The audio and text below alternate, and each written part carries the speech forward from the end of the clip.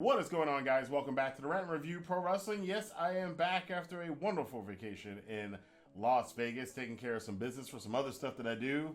It's great to be back with you guys. I did have a live chat with you guys over the week while I was in Vegas for a while, so it's cool to be back here, back in the studio, back in front of the camera, and talking to you guys normally. And we're going to talk today about AEW's Full Gear 2021 pay-per-view, the last pay-per-view for All Elite Wrestling in 2021. And they went out with a really solid pay-per-view. Had some misses. The pacing on this show was really weird, but overall, it was an enjoyable show. And we're going to get into some of the best spots and some of the not-so-great spots in this review. Before we get into that, though, of course, as always, I remind you guys that this is YouTube. So if you're feeling a little sad for some of the champions that went down, or some of the challengers that didn't win championships, or even Dan Lambert, you can give that like button a gentle tap and it'll make them all feel better. Kenny Omega will stop crying and stop worrying about what Coda will think. Dan Lambert can get rid of that ugly outfit, and so can Don Callis, who's probably going to be asking a lot of questions of himself and the Elite after this event.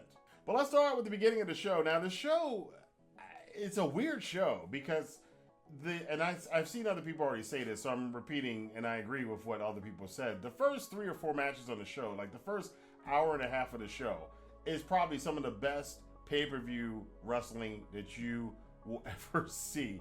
It starts out with a match of the year contender, Darby Allin and MJF, 2 of the young pillars of the possible future of All Elite Wrestling, having a one-on-one match. It was fantastic.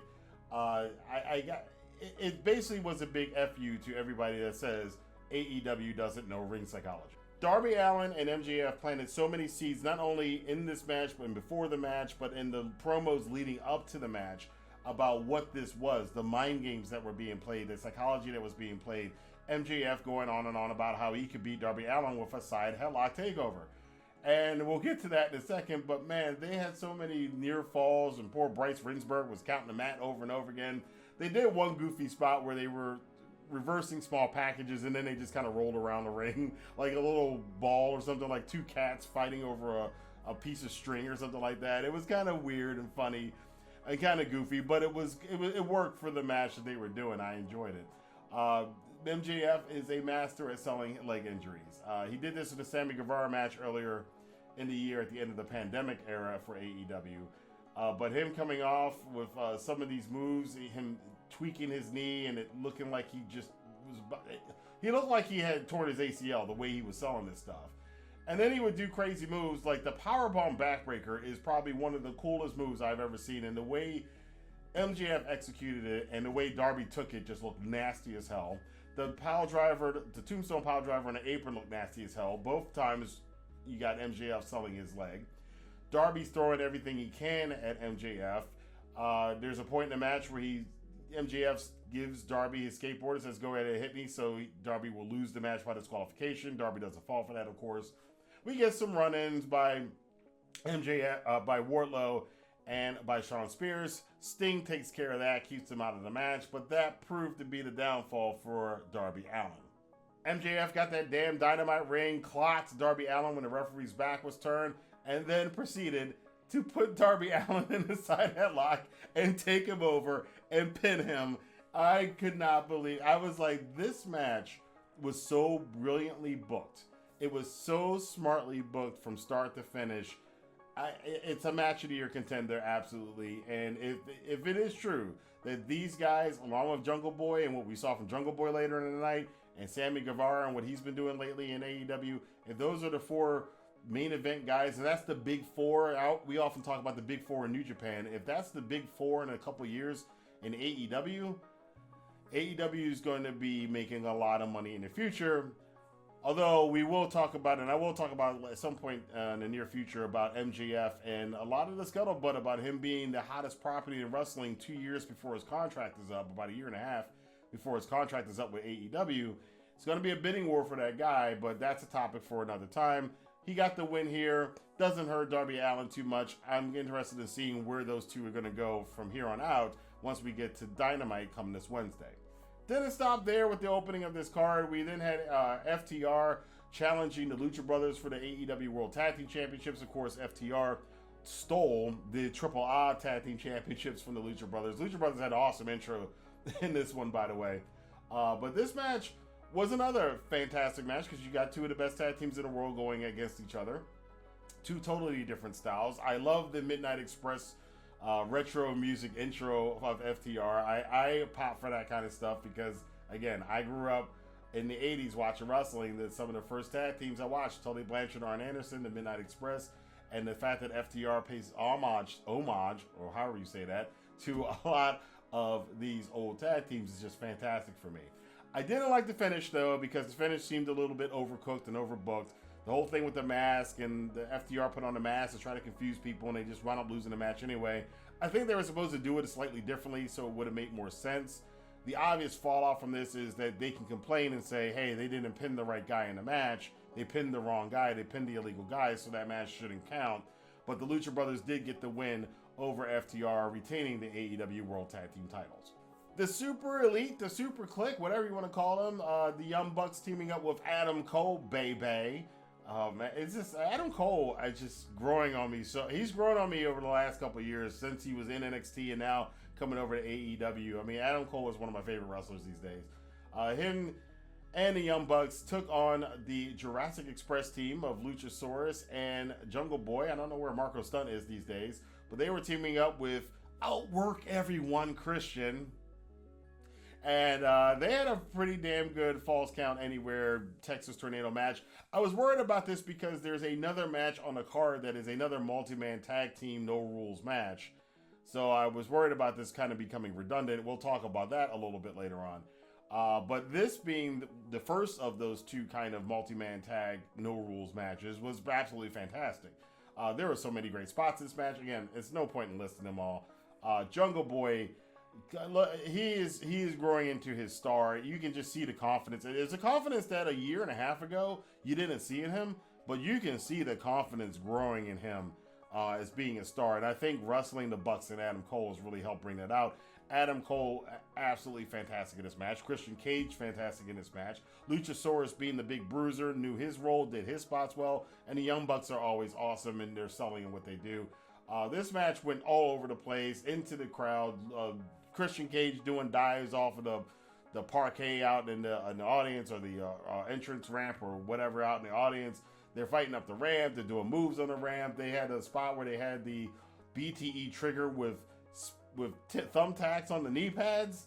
It was like, it's a lot of crazy stuff that happened in this match. But fortunately for Jungle Boy, he got his comeuppance on them. And Christian Cage was setting up for the concerto, but he handed the chair over to Jungle Boy, who wanted to do it for himself, took a deep breath and nailed that concerto, got the win, winning the match. I was actually surprised. I thought the Elite were going to win this match, but Jungle Boy, Luchasaurus, and Christian Cage were victorious in their six-man tag. We also had, in the beginning of the, again, like I said, the first four matches in this card are crazy. And to go back a little bit, we had Bryan Danielson. Yes, Bryan Danielson, not Daniel Bryan. I saw a lot of people getting on JR about him calling it, Bryan Danielson, Daniel Bryan several times, and obviously, people were in his ear telling him about it. Look, JR is older. He's got Bell's palsy. He forgets things sometimes. I don't get all bent out of shape about it. It's Jim Ross. I used to get upset about it, but I don't as much anymore because, I've heard him talk about it, and I kind of go, okay, I kind of feel for the guy a little bit. He's getting older, he knows it. So, but this match with Miro and Bryan Danielson, the finals of the Eliminator tournament for the next challenger for the IWGP, for the AEW World Heavyweight Championship or World Championship. A lot of words to remember here, but this was a great final match. Bryan Danielson has shown that he is one of the best wrestlers in the world. He has wrestled so many different styles.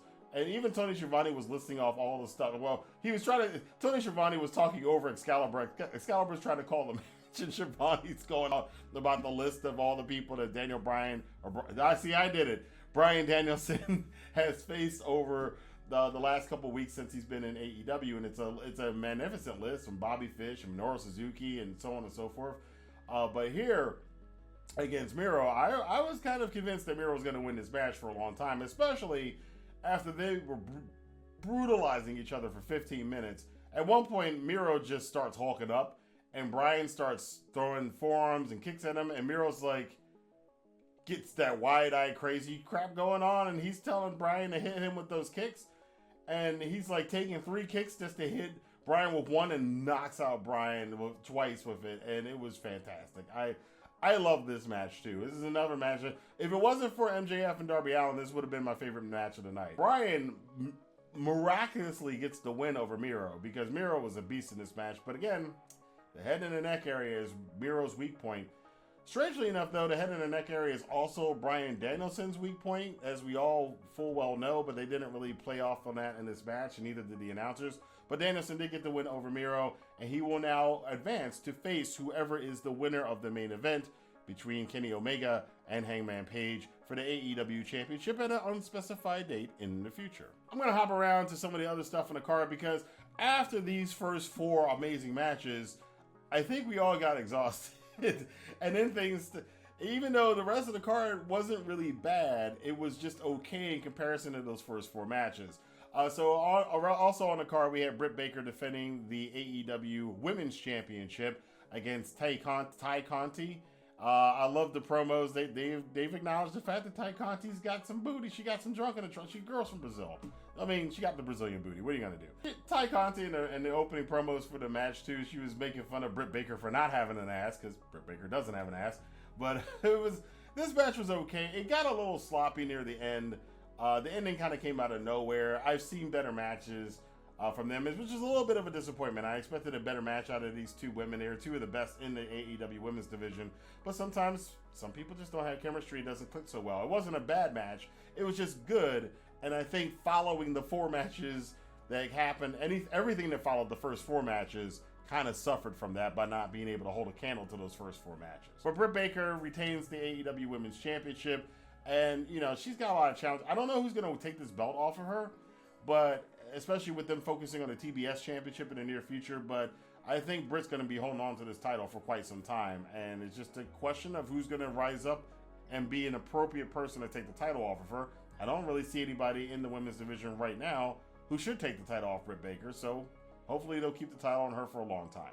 We got to talk about this one. This was probably my most anticipated match of the night. Eddie Kingston versus CM Punk. I love the way they set this up because these are 2 people who are very beloved by the audience, and they're very beloved for being outspoken, and they're very beloved for being kind of gritty, real kind of people. They're not caricatures, they're just real people. And seeing Eddie Kingston and CM Punk, these 2 guys who like to say what's on their mind and will speak their grievances and will fight against what they appear to be insulting to them, and the 2 of them doing that to each other, it was very jarring at first. The promo that they had the other week on, I think it was Rampage, was absolutely phenomenal. Set this match, and it's all they needed to set this match up, and they carried through in this match wonderfully well. It was a fight. I love the fact that the match starts out before they get into each other's face. There's no clobbering time. They're seriously getting into this grudge match here with these 2 of them. Before the bell even rings, they're face to face, and Eddie Kingston takes a cheap shot and gets the spinning backhand on CM Punk and knocks him out before the match, and he just laughs his ass off. It was he's just like, ah. But again, I think it's just a shame. It's that, so many of us discounted him in the wrestling promotions, and we've all discounted Eddie Kingston for the star that he could have been. And that's kind of the subtext of this whole feud that CM Punk even said. A lot of us saw that you had a lot of potential, but you didn't live up to it because Eddie Kingston has a lot of personal demons. And it's just really unfortunate that those demons took over, and it's so cool. And this is the thing about AEW that's kind of cool, is that they give people like that an opportunity, and now Eddie Kingston is running with that opportunity. And Eddie Kingston is one of the best things in wrestling right now. My goodness, I wasn't high on him when he first came in, but man, this guy is amazing. I love Eddie Kingston. I love everything he does. It's just amazing. And of course, he's got that great voice. But him and Punk going at it here, really stiff and just hard. You can see they're working with each other, but they're really kind of stiff. Punk blades early in the match. There was a couple blade spots this night. Adam Cole bladed early in the night too. During their 6-man tag match, but Punk bladed pretty badly here. He was bleeding all over the place. Kingston is reveling in this, and they're just going back and forth, jawing at each other. It's everything you thought this brought back some of the momentum that was lost after the first couple matches were so good, and then the matches that followed weren't quite as good as those first 4. But this one is up there. I would say this returned us to that level as the first couple of matches on the show. CM Punk does get the win with the go to sleep. He had to hit 2 of them in the match to beat Eddie Kingston.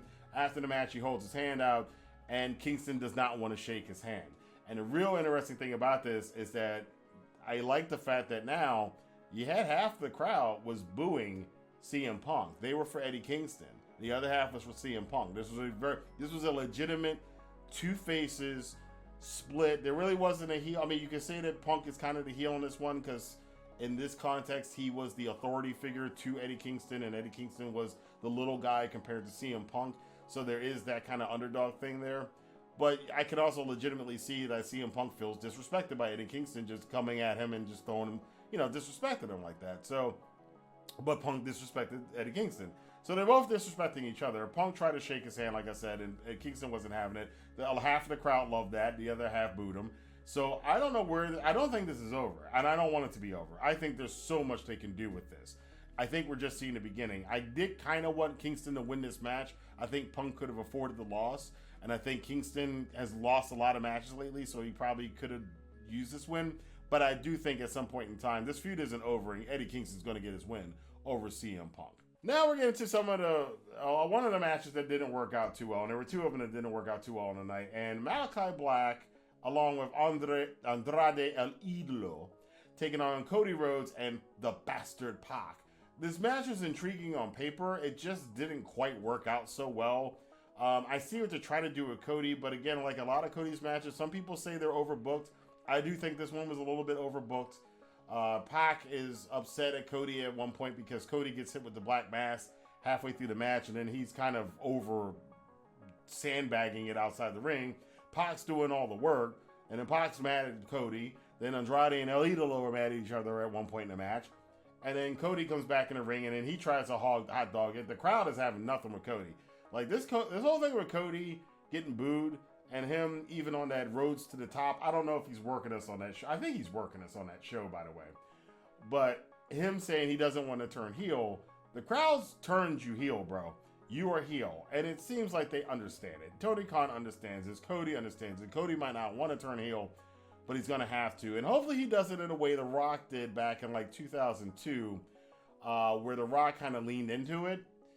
Hopefully Cody leans into it. Because Cody, I remember in 2017, Cody, in my opinion, in that year, he was the best heel in the business when he was feuding with Omega. He was really good in that role of being a spoiled little brat. So if he returns to that, I'd be more than happy to see it. This match was very confusing. It was a bit of a cluster, and they even just got out of it really quickly after the finish. I think it was, I mean, you could tell Tony Khan just split out of that match, and they went right into the Women's Championship match after that. So it was one of the duds on the night. The other dud on the night, I would have to say, was, which is hard for me to say this because the guys did really good, but I think it wasn't the performance. I think it was just they didn't structure the match right. And that was the 5-man or the 10-man tag team match or whatever, the 5-on-5 tag team match between the Inner Circle as they took on the Men of the Year along with America Top Team. Dan Lambert in there. It was a great comedy thing. This match just went on for too long. I think they should have shortened this match up to about 10 minutes. Get in, get out. You're dealing with guys who are not professional wrestlers. And, let Orlovsky do his moves. Let Junior Dos Santos do his moves, which Junior did pretty well.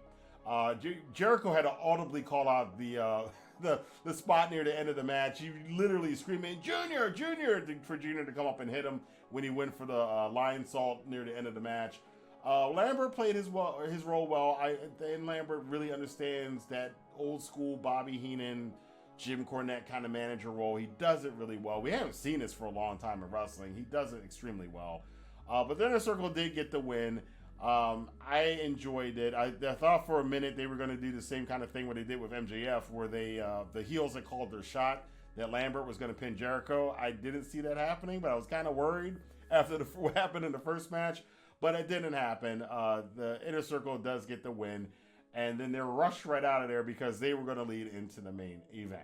And let's get into it. The main event, what everybody was really coming to see, Hangman Adam Page, who had an amazing intro, by the way, taking on the longest reigning All Elite Wrestling World Heavyweight Champion or World Champion, Kenny by God Omega, in a match that's been anticipated and people have been waiting for a long time. I don't think the match delivered on the weight.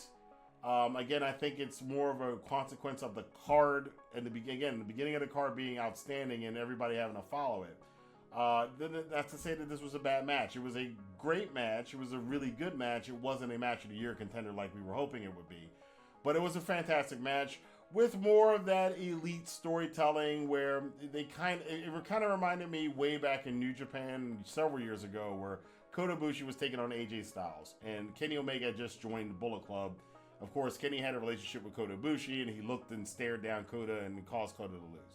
Well, this is kind of a variation on that kind of thing here. So after a very grueling match, Adam Page is on the verge of winning. He told the Young Bucks the other night, he said, look, if you guys interfere in this match and cost me the World Championship, I will ruin the both of you.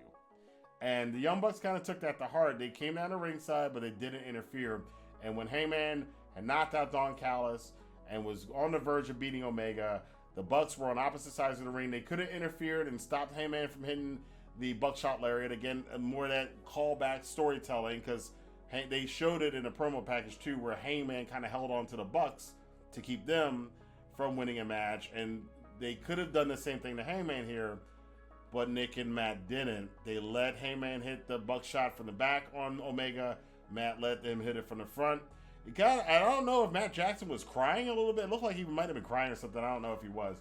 But Adam Page hit it, and he got the buckshot lariat, got the 1-2-3, and pinned Kenny Omega to become the 4th ever AEW World Champion. The crowd absolutely popped for this, and this kind of brought them back to their feet because it was a long night, and I'll talk about that in a bit. But the Dark Order came out, Page waved them into the ring. It was a big celebration. It was just a really good feel-good moment. This is what AEW does really well. Now the big question is, what's going to happen with the Elite? There's so many ways it can go with this. Is Omega going to get kicked out of the Elite? Is he going to kick the Young Bucks out of the Elite? Is Adam Cole going to look at this as an opportunity for him to take over?